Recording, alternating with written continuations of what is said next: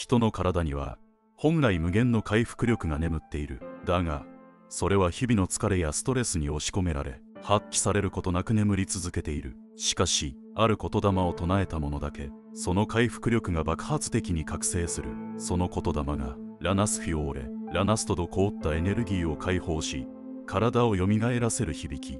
フィオーレ細胞に光を送り、修復と回復を爆発的に加速させる波動。これを唱えると、重い疲れが一瞬で抜け落ち、全身に力がみなぎり、まるで生まれ変わったように回復していく。